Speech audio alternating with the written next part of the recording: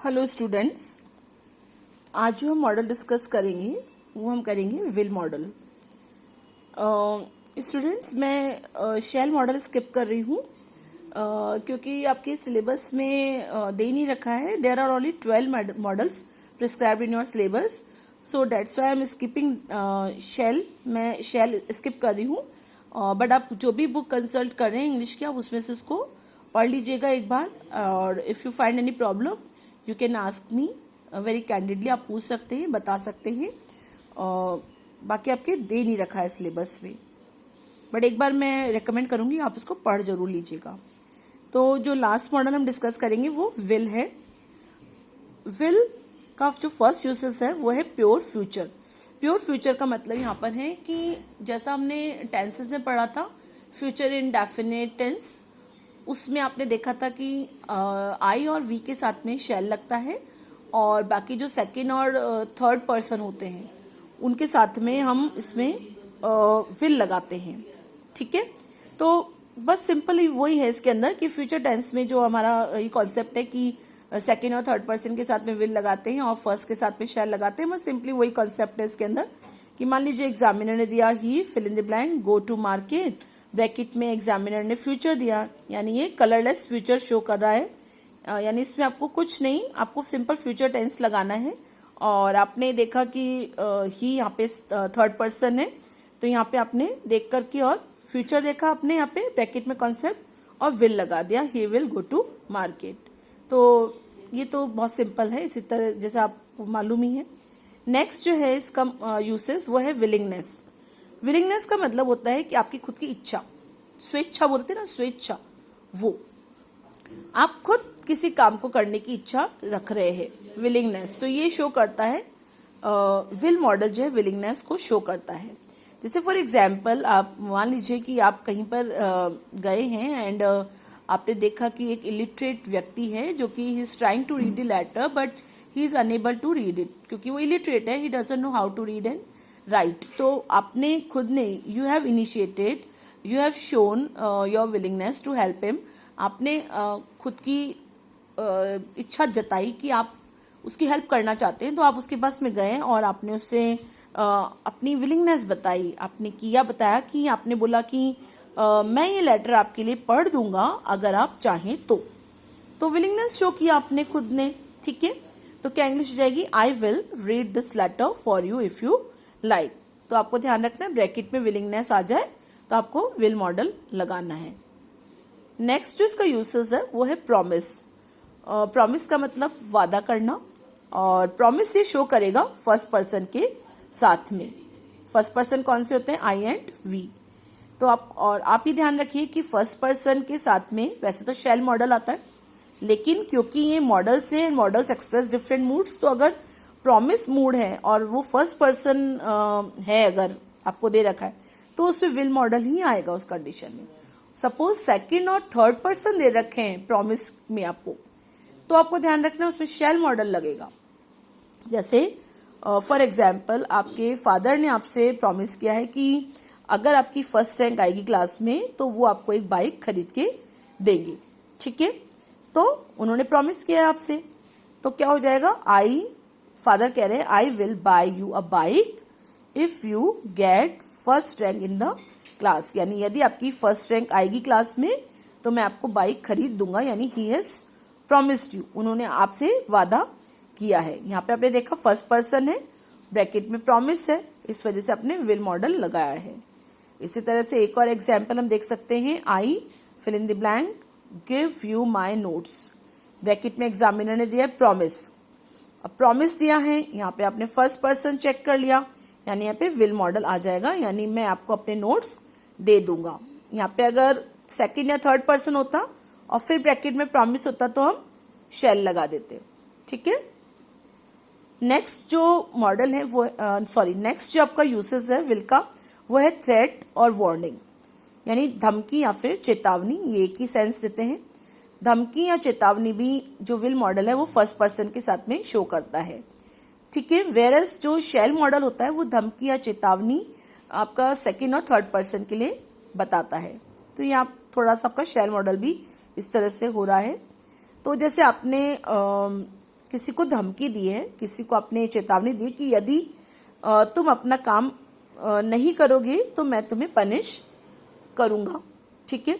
तो ये आपने धमकी दी उसको, तो यहाँ पे क्या आ जाएगा, आई फर्स्ट पर्सन है, I will punish you if you don't do your work, ठीक है। यानी धमकी दी है आपने इसके अंदर।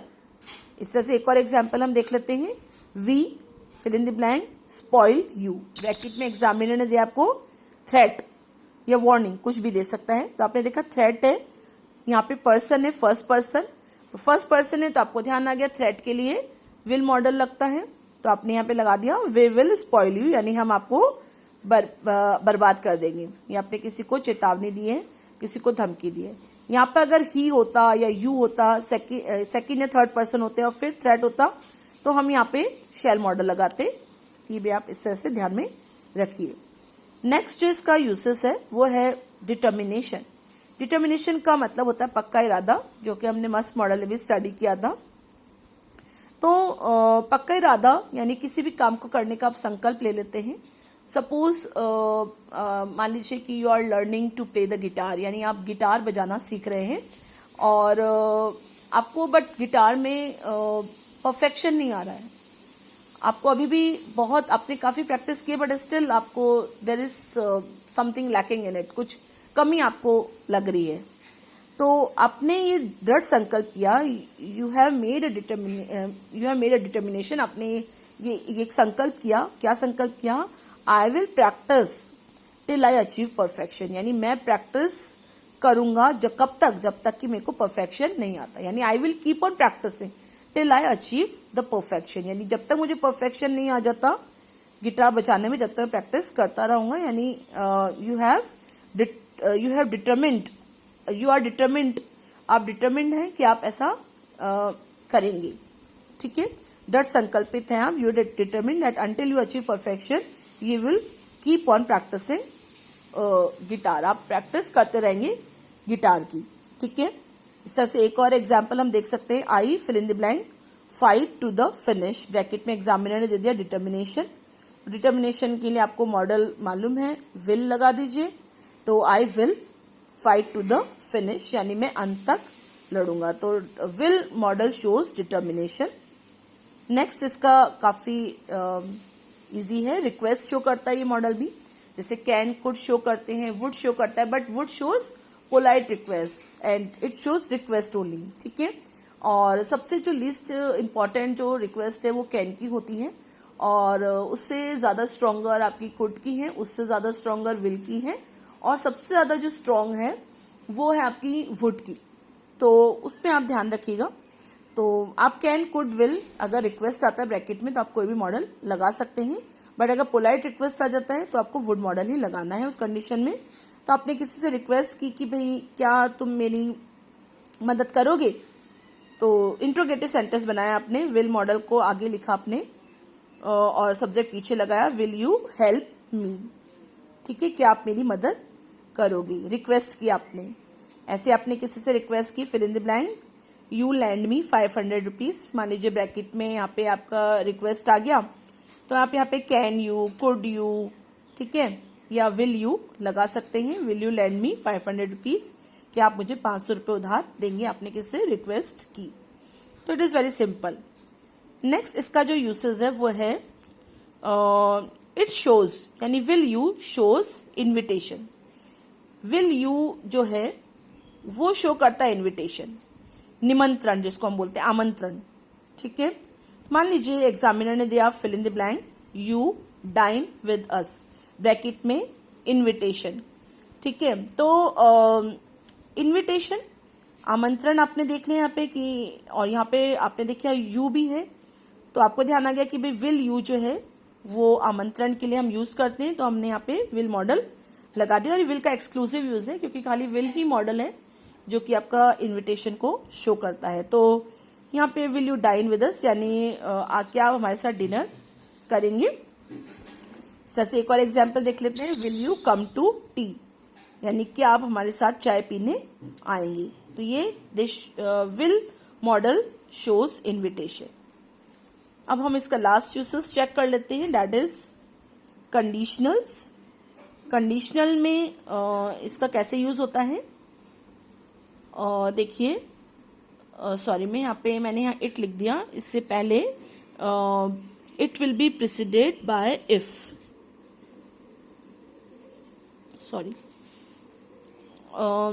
if it rains, it is not clear, हाँ, if it rains, oh actually, if it rains tomorrow I will bring my umbrella. ये कंडीशनल जैसे मैंने बताया आपको कि इफ से स्टार्ट होते हैं सेंटेंसेस, तो इफ या व्हेन से, और अपने इसमें ध्यान रखिए कि अगर इफ वाले क्लॉज के अंदर कोई भी एग्जामिनर कंडीशन दे दे आपको यहाँ लिख करके, तो आपको ध्यान रखना है कि अगर इफ वाला जो पार्ट है उसके अंदर प्रेजेंट इंडेफिनिट टेंस आ रहा है, तो जो सेकंड वाला पार्ट है उसके अंदर जो मॉडल लगेगा वो कौन सा लगेगा, विल लगेगा। आपको ये ध्यान रखना है, ठीक है। तो if it rains tomorrow I will bring my umbrella, यानी अगर कल बारिश होगी तो मैं अपना अम्ब्रेला लेकर के आऊँगा। अगर यहाँ पे इफ इट रेन्ड होता तो मैंने आपको वुड मॉडल ने बताया था कि अगर स्ट्रक्चर में पास्ट इंडेफिनिट होता तो यहाँ पे वुड लगता, बट यहाँ पे कौन सा है, इफ में रेन्स प्रेजेंट इंडेफिनिट है, इस वजह से यहाँ पे हम विल मॉडल लगाएंगे। तो बस यही है आपका, this is all about models. ये आपके मॉडल्स कंप्लीट हुए, और if you have any problem, अगर आपको कोई भी दिक्कत है तो आप बता दीजिएगा, और इनको आप पढ़िए, स्टडी करिए, and all the very best. Thank you so much.